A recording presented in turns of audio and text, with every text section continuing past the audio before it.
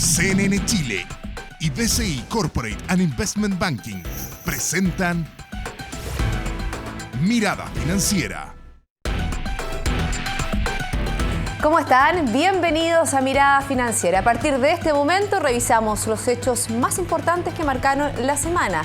En nuestro país conocimos el desempleo en el Gran Santiago, que sorpresivamente se ubicó en un 5,9% y una decepcionante cifra de comercio minorista que cayó a mínimos en 6 años. En el exterior, el crecimiento de China superó las expectativas al avanzar un 7,3% y en Europa, el sistema financiero vive horas claves. Analizamos estos datos junto a Javier Moraga, gerente de Sales and Trading BCI. ¿Cómo estás, Javier? Bienvenido. Hola, Pauli, ¿cómo estás?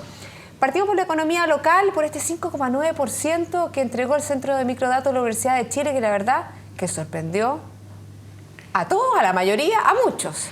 Sí, la verdad que no se condice con, primero que nada, con cómo ha venido evolucionando la encuesta del Banco Central, donde la creación de empleo se ha reducido y la calidad de los empleos también ha empeorado. Y dos, no se condice con los niveles de actividad de los distintos sectores de la economía que han venido mostrando desaceleraciones muy importantes y en algunos casos cifras rojas, como es el caso de la producción industrial desde hace un buen rato y lo que al parecer está empezando a suceder también en el comercio. Exactamente, una caída de un 6,6%, la verdad que es muy sorpresivo. Veíamos, ¿no es cierto?, que la caída anterior había sido un 3,2%, pero dentro del año, si bien el comercio todavía está creciendo, un tímido 1,4%, 1,5%, es una tendencia de desaceleración bien importante en un sector de la economía que era el que le daba real dinamismo. Sí, hasta hace algunos trimestres el sector del comercio había sostenido tasas de crecimiento bastante altas. El 2013 creció casi a 10% y se esperaba que este año se mantuviera creciendo a tasas bastante más altas de las actuales. Y lo cual habla de probablemente de una profundización en la desaceleración y en consumidores que están bastante más cautos respecto de lo que puede venir hacia adelante, en el sentido de que están de alguna forma siendo mucho más moderados en sus patrones de consumo, esperando ver cómo suceden las cosas en los próximos trimestres. Bueno, obviamente que tenemos datos y cifras muy importantes a conocer en los próximos días, el desempleo a nivel global, también vamos a conocer el IMASEC, vamos a ver los datos también sectoriales que va a entregar el INE la próxima semana, a ver cómo están los distintos sectores económicos y la verdad que parece que el panorama no es tan bueno. Sí, yo creo que lo principal a mirar, y todo el mundo quizás va a ser la primera cifra que va a mirar, va a ser la cifra de empleo. ¿Por qué? Porque va a testear esto respecto de lo que demostró la Universidad de Chile y vamos a ver si es que el INE sigue mostrando esta tendencia de empeoramiento en el empleo o si efectivamente hay una recuperación en septiembre que a mi parecer sería muy difícil de ver. Y el resto de las cifras obviamente va a ser muy importante, ver qué sucede con las cifras del INE respecto del consumo, las ventas de supermercados y el consumo minorista, y ver si la producción industrial sigue mostrando cifras rojas también. Y en esa misma línea, cuando uno hace un doble clic, ¿no es cierto? Tú dices que hay que fijarse en el empleo, va a ver qué tipo de empleo, el que surge o el que se crea en nuestro país, porque obviamente que la tendencia era el empleo no salariado, sino que el empleo por cuenta propia. Sí, pues esa fue la tendencia que hemos visto durante este año y que ha logrado sostener crecimientos de empleo año contra año, que ha venido reduciéndose. La gran duda es si en qué minuto vamos a ver eventualmente destrucción neta de empleo y cómo sigue moviéndose esta composición entre trabajadores por cuenta propia y trabajadores asalariados. Vemos un poco todo un ambiente, una baja de las expectativas de crecimiento, un expresidente del Banco Central, José de Gregorio, hablando sobre que posiblemente el Banco Central bajaría nuevamente la tasa de política monetaria. ¿Cómo lo evalúan? ¿Cómo es la visión que tienen los inversionistas? ¿Cuál es el ambiente que se está viviendo? O sea, la verdad que lo que dice de Gregorio recoge un poco lo que se ven en los inversionistas y en los empresarios.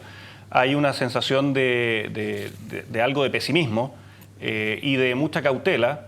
Hay muchos proyectos que se están postergando y eso eventualmente va a seguir significando que la inversión se mantiene muy deprimida y esto va a tener sus secuelas también en el empleo y probablemente en el consumo también. Y esto justifica eventualmente rebajas en las proyecciones de crecimiento tanto para este año, donde es muy probable que no veamos un rebote interesante en el primer trimestre, y también pone serias dudas respecto a las estimaciones tanto del Banco Central como de Hacienda, que están implícitas en la ley de presupuesto, para el año 2015, que hasta ahora están oficialmente unos de otra. No, están 3,5 en el caso del Banco Central, que debiera corregirla en el IPOM de diciembre, y Hacienda, que tiene un 3,6 como supuesto para la elaboración del presupuesto. Y el grueso de los economistas te habla de un 3%. Hoy día, claro, la media ya está en torno a 3%, y no es descartable de que si no vemos o si vemos una profundización en la desaceleración o caída en algunos sectores, veamos que el 3% termina siendo una cifra optimista. Nos vamos al plano internacional, al gigante asiático, que esta semana entregó cifras bien importantes. Este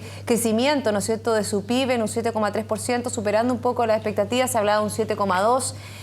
Pero también hay cifras que se dieron a conocer también este viernes, que tiene que ver con el precio de las viviendas, que sigue bajando. Entonces, la verdad que son elementos disonantes dentro de una economía que, si bien no muestra su PIB que está desacelerando, sí, por ejemplo, el costo, ¿no es cierto?, de las viviendas está bajando.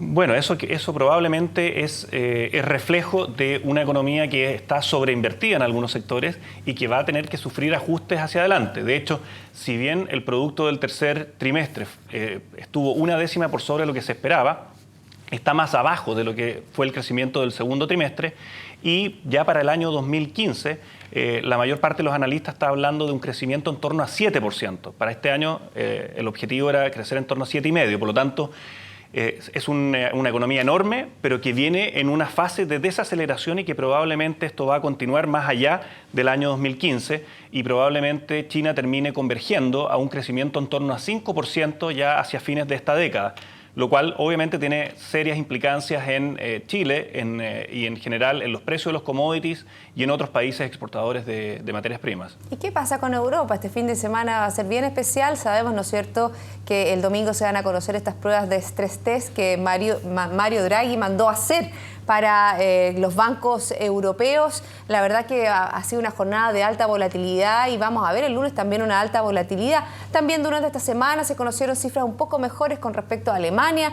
El desempleo empieza a ceder un poco en España, y la próxima semana también vamos a conocer otras cifras relativas a la zona euro que son bien importantes. ¿Cuál es tu evaluación? Sí, hay hartas expectativas respecto de qué va a arrojar los resultados de estos stress tests a los bancos europeos, pero la verdad, bueno, hay que esperar a ver cómo aparecen estas cifras.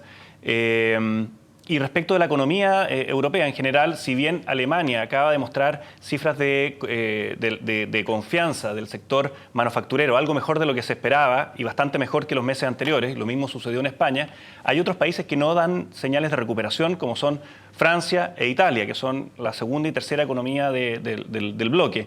Por lo tanto, las perspectivas para Europa siguen siendo bastante malas respecto de crecimiento, y por eso, entre otras cosas, el Banco Central Europeo y Mario Draghi va a tratar de seguir empujando esta compra de deuda por parte del Banco Central para inyectar más liquidez al sistema y de alguna forma aceitar el traspaso de la política monetaria expansiva a los consumidores y a las compañías. Para hacer girar, ¿no es cierto?, la economía europea y comenzar, ¿no es cierto?, un crecimiento que no siga en estancamiento, que no caigan en recesión, porque incluso de Alemania se hablaba que podía caer en recesión, pero estos datos de esta semana fueron una suave. Fueron un alivio. Sí, fue un alivio. Y la verdad que, ojo, que no hay mucho espacio para ser muy optimista. ¿Por qué? Porque los principales países de la zona euro no han realizado las reformas estructurales que les van a permitir crecer de manera sostenida, volver a recuperar competitividad. Por lo tanto, es muy probable que Europa, a pesar de los estímulos monetarios enormes que existen hoy día y que van a seguir ampliándose, siga creciendo a tasas muy cercanas a cero. Volvemos a Estados Unidos ahora para hablar de buenas noticias, porque la verdad que la economía estadounidense sigue mostrando signos positivos. Esta semana vamos a tener la reunión de la Reserva Federal. Yo creo que es bien importante porque en octubre ya finalizaría la última parte de este retiro de estímulos monetarios. Estamos hablando de 15.000 millones de dólares, y obviamente que siempre se abre la puerta a qué va a pasar con el aumento de tasas. Sí, es verdad. Quizás la única buena noticia que hay en materia económica a nivel global es que Estados Unidos sigue creciendo de manera bastante sólida, y los distintos sectores han ido de alguna forma ganando más tracción, lo cual hace ser algo optimista hacia adelante. Y respecto de la Reserva Federal, van a probablemente anunciar que se acaba la compra de deuda, y lo que va a ser interesante es que tiene que dar probablemente más luces respecto de qué viene hacia adelante.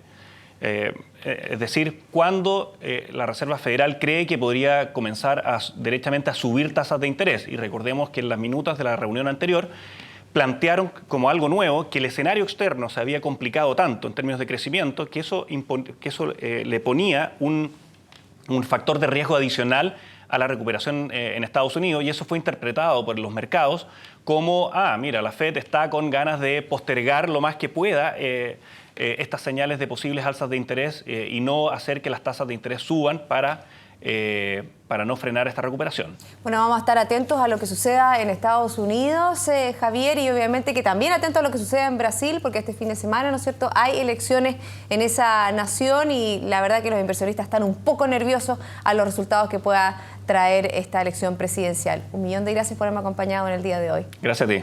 Nosotros hacemos una pausa y luego estaremos conversando sobre comercio con Ricardo Meves, presidente de la Cámara Nacional de Comercio. Ya volvemos.